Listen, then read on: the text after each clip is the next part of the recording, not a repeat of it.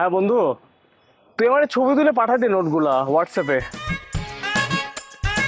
আচ্ছা সমস্যা নেই, তুই পাঠাই দে, আমি প্রিন্ট করে দিব মনে, তুই পাঠাই দিস কিন্তু। হ্যাঁ আচ্ছা ঠিক আছে, রাখতেছি।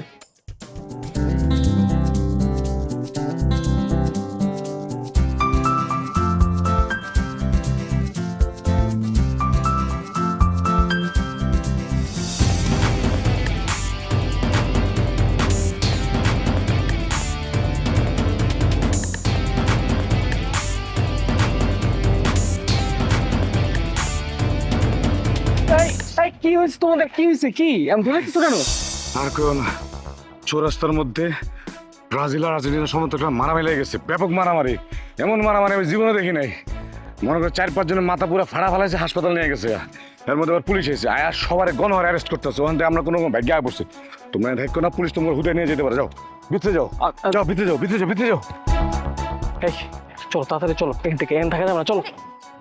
হাত ধরে টানাটানি করতেছো কেন? আমি বুঝলাম না, এত কেয়ার তোমার আমার জন্য, আমি কে হইতে? হ্যাঁ, তুমি আমার কে বোঝো না?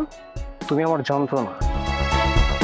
ব্রাজিল আর আর্জেন্টিনার সমর্থকদের মধ্যে গ্যাঞ্জাম শুরু হয়ে গেছে, শুনলাই তো, মাথা ফাটাফাটি শুরু হয়ে গেছে। এখন তোমার মাথা কে ফাটা দিবে বলা যায়? পুলিশ ধরতেছে, চলো পুলিশ ধরবে তোমাকে। আসো। আমার মাথা ফাটলে ফাটবে, আর যদি পুলিশ এসে আমাকে ধরে নিয়ে যায় তাহলে যাবে। তাতে কার কি আসে যায় বলো?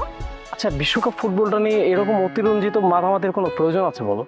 এই ফুটবল ফুটবল করে বিশ্বকাপ করে তোমার আমার মধ্যে সম্পর্ক নষ্ট হয়ে গেল, আমরা ব্রেকআপ অবধি করে ফেললাম।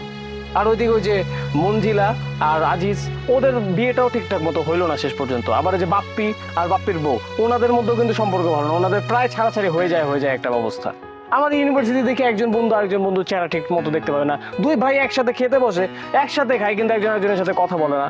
এলাকার মুরব্বীরা চায়ের দোকানে বসে গল্প করবে না, সেটা করতেছে না, একজন একজনের সাথে কথা বলে না। এই ব্রাজিল আর্জেন্টিনা করে, এগুলোর তো লিমিট থাকা উচিত, তাই না? আর দেশের সব জায়গায় তো এদের মধ্যে গ্যাঞ্জাম লেগেই আছে।